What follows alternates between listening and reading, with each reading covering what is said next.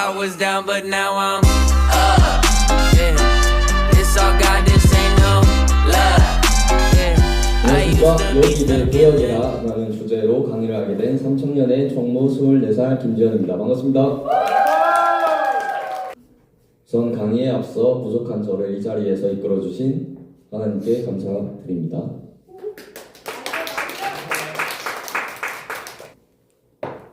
네, 여기 내 구역이라 라는 이제 제목을 정하게 됐는데 제가 어떤 내용으로 강의를 할지 이제 감이 오시나요? 네, 저는 이제 구역장에 대해서 강의를 하게 되었는데요. 제목을 이렇게 지은 이유는 여러분이 세계로교회 고등부 구역장으로서 자부심을 가지고 자기 구역을 책임감 있게 이끌어 나가길 바란다는 취지로 제목을 이렇게 짓게 되었습니다. 네, 사실 처음에 그 조우진 간사님이 저한테 구역장 강의를 해달라고 할 때 일단 한다고는 했지만 대체 무슨 말을 해야 하나 좀 고민이 많았던 것 같습니다. 그래서 고민 끝에 오늘은 제가 작년에 구역장을 했었거든요. 그래서 구역장을 하면서 있었던 일들과 그리고 구역장을 하기로 결심한 계기와 또 섬기면서 어떤 일들이 있었는지 약간 간증 형식으로 말씀을 드리려고 하고요. 그래서 그 속에서 깨달았던 점들을 오늘 나누려고 합니다. 네, 첫 번째 페이지는요. 나를 이끌어준 사람입니다. 저도 구역장이기 이전에 저를 이끌어준 사람이 있었는데요. 일단 저는 시작하기에 앞서서 제가 교회 혹시 나온 지 오래 돼 보이나요? 네, 오래 돼 보이지만 모태신앙이긴 하지만 사실 부서 예배를 나온 지는 이제 2년 정도 됐습니다. 그래서 사실 저도 지금 생각해보면 네, 제 첫 번째 있는 문장이 제가 항상 생각했던 제 스스로 이제 이런 생각을 가지고 부서 예배를 절대 안 나왔었거든요. 근데 그 한 사람이 저를 챙겨줬었습니다. 그 사람이 바로 그때 이제 구역장이었던 형님이었는데요. 그 형이 이제 네, 저를 왜 이렇게까지 챙겨주는 건가? 이제 세상에서 느낄 수 없었던 교회에 다니는 사람이 이런 사람이구나를 느낄 수 있었던 이제 그런 구역장이었습니다. 그래서 그 사람을 통해서 교회는 이런 곳이었구나. 열심히 다녀봐야겠다 생각하고 적응을 잘해서 부서 예배에 흥미를 가지게 되었습니다. 네, 다음 넘겨주세요. 그래서 이제 섬김의 시작, 저희 이제 섬김의 시작인데요. 하나님이 계획하신 길이라는 부제목으로 되어 있는데 그래서 열심히 저는 그 형님을 따라서 교회를 잘 다녔습니다. 그런데 구역이 이제 새해가 오면서 바뀌게 되면서 제가 바로 부구역장의 자리를 맡게 됐어요. 네, 너무 감사한 순간이었는데 근데 진상호 목사님이 또 저를 따로 부르시더라고요. 그게 한 2달 정도밖에 안 됐었는데 이제 다른 구역에 너가 필요해 보인다. 너가 구역장으로 섬겨야 하는 구역이 있다. 그거를 제가 이제 적응을 한 지 얼마 안 됐을 때 저한테 말씀을 해주셨습니다. 그래서 처음에는 솔직히 저도 이제 1년도 안 된 상태였지만 이제 제가 항상 마음에 가지고 있었던 게 나름대로 이제 절대 순종이라는 말을 가슴에 새기고 이것만 지켜야겠다라고 저는 생각을 하고 신앙생활을 하고 있었는데요. 사실 구역장을 처음 맡으라고 했을 때는 순종이 잘 안 되더라고요. 네, 절대 순종이라는 그 사실은 알고 있지만 네, 행동으로 실천하지 못했던 것 같습니다. 그래서 제 머릿속에서 기도를 하면서 그 순간 들었던 생각이 내가 이제 챙김을 받던 사람에서 챙기는 사람으로 변화되어야 하는 순간이구나. 제가 이 구역장을 하기 위해 그 사람이 나를 이렇게 챙겨주고 또 하나님께서 길을 인도해 주셨구나 라는 생각으로 이제 진상호 목사님께 제가 구역장을 하겠다라고 말씀을 드리게 됐습니다. 근데 처음에는 되게 막막했습니다. 왜냐하면은 제가 새로 간 구역이 이제 잘 나오는 사람이 저를 포함해서 3명 정도였는데 한 사람이 이제 장거리로 훈련을 가버렸어요. 그래서 여기 지금 승리를 제외하면은 2명에서 구역을 모이고 맨날 같이 밥을 먹고 그랬었는데 네, 처음에 구역장으로 들어가자마자 그렇게 돼버리니까 저는 이제 그때 다닌 지도 얼마 안 됐어가지고 되게 막막한 생각이 들더라고요. 제가 잘한 선택이었나라는 생각도 같이 들었습니다. 근데 결론을 말씀드리자면은 여기 오른쪽에 보시는 것처럼 마지막 주에는 9명이 출석을 하면서 그 욕기에 있는 말씀 구절을 하나 따왔는데 미약한 시작이었으나 창대한 마무리를 저 나름대로 하게 되었습니다. 그래서 오늘 제가 말씀드릴 것은 제가 그 과정 속에서 많은 경험들을 하면서 구역장으로서 제가 설교를 하러 올라온 것은 아니지만 제가 플레이어로 뛰면서 느꼈던 구역장이 가져야 되는 자세 3가지를 여러분들께 소개해 드리려고 지금부터 소개해 드리겠습니다. 넘겨주세요. 처음으로 제가 말씀을 드리기 전에 저는 목사님도 아니고 설교를 하는 사람도 아니기 때문에 리더는 책임감을 가져야 한다, 애정 있게 챙겨야 한다 라는 기본적인 것들은 여러분도 이제 리더이기 때문에 너무 많이 들었을 거예요. 그래서 그러한 것들은 다 제껴두고 제가 말을 하겠습니다. 첫 번째는 이제 절대순종인데요. 제가 앞에서도 말했었는데 이 절대순종이라는 게 어렸을 때부터 교회를 다니거나 그리고 지금 다니는 사람도 너무 당연하게 알고 있는 것입니다. 하지만 저희가 하지 못하는 이유가 뭘까라고 생각을 해봤는데요. 그렇기 전에 제가 이제 절대순종을 제 마음속에 꼭 새기고 신앙생활을 했다 했는데 제가 새기게 된 계기가 하나가 있거든요. 첫 번째가 이제 진성 목사님의 말씀이었는데 목사님의 말이 만약 틀렸을지라도 그 말에 순종을 하고 행동을 한다면 그 사람은 이제 복을 받을 것이고 그 틀리게 말한 목사님은 이제 하나님께서 벌을 내리실 것이다 라는 말이 저는 되게 와닿아서 절대 순종의 길을 걸어야겠다 라고 마음을 먹게 되었습니다.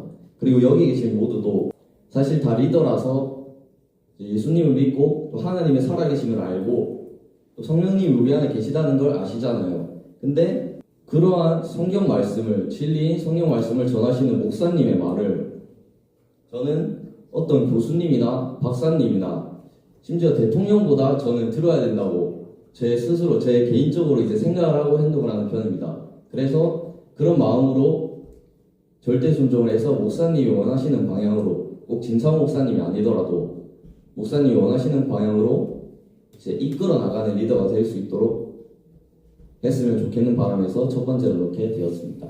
두 번째는 디테일인데요. 디테일은 목사님의 말에 절대 순종을 하는 것도 중요하지만 결국 자발적으로 행동하는 것이 저는 필요하다고 생각하거든요. 그래서 예를 들어서 구역 톡방에 목사님이 공지를 올려라 이렇게 말씀을 하실 때 당연히 올려야 되는 거죠. 근데 그거 제외하고도 구역 톡방을 사소한 좋은 소식을 공유하던가 아니면 일상적인 이야기를 자연스럽게 올리는 거예요.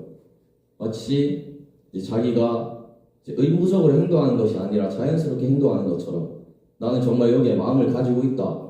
나는 그것을 이제 표현을 하는 거죠. 어떻게 보면 이걸 이제 스스로 알고 있어야 합니다. 구역장님. 제 개인적인 생각은 그렇고요. 또 디테일이 하나 더 있는데 예를 들어서 이제 사소한 연락을 하는 거예요.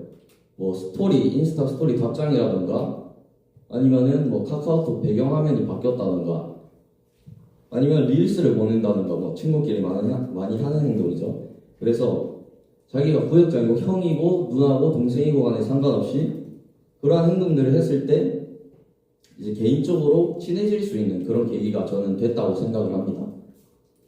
그래서 저는 되게 애용했던 방법이고요. 다음으로는 넘기지 마시고요. 다음으로는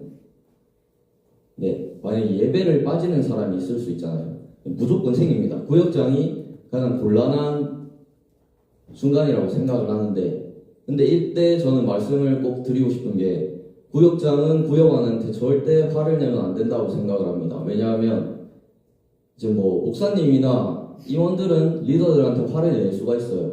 근데 리더들이 아직 훈련되지도 않은 구역원들한테 화를 내게 된다면은 그 사람이 교회를 아예 떠나버릴 수도 있는 선택을 할 수 있을 거라 생각을 하거든요. 그래서 저는 절대 화를 내지 않았습니다. 물론 목사님이 이제 강조를 많이 하시고 그랬지만 이제 저만의 방법으로 처음에는 한번 타으르고 그러한 느낌으로 목사님의 말을 뒤에 덧붙여서 이제 권면을 했던 것 같습니다. 그래서 이런 경우가 있을 수도 있어요. 카톡도 안 보고 전화도 안 받아요. 그러면은 이제 진성 목사님께서 많이 하시는 말씀인데 직접 만나서 밥을 먹거나 무조건 그렇게 만나야 됩니다. 그래서 자신의 의지를 보여줘야 돼요. 그리고 그 교회 나오게 하기 전에 그 구역원과 자기가 엄청 친해져야 돼요. 그래서 그 관계를 먼저 돈독하게 만드는 것이 저는 중요하다고 말씀을 드리고 싶습니다. 네, 마지막으로는 제가 가장 첫 번째도 중요하지만 그 다음으로 중요하다고 생각하는데요. 이제 다른 사람은 챙기는 일이잖아요. 그 리더라는 게. 근데 다른 사람을 챙기기 전에 자기 자신을 챙기지 못하면 저는 아무것도 할 수 없다라고 생각을 하는데요.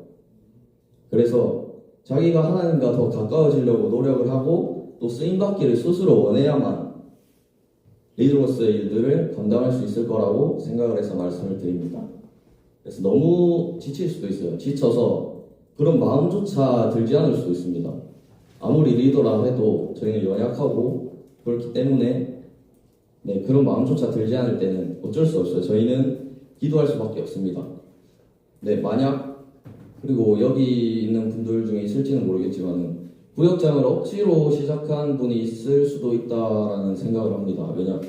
그래서 근데 억지로 시작을 했더라도 구역장을 하게 되면 한번 최선을 다해 보시기를 저는 너무 뻔한 말이지만 추천해드리고요. 그래서 그 과정 속에서 하나님이 어떠한 은혜를 주실지 모르잖아요. 그래서 그 은혜를 꼭 누려봤으면 좋겠습니다. 그리고 저도 사실 부서 예배를 제대로 안 한 지 얼마 되지 않았을 때 구역장을 했다 했잖아요.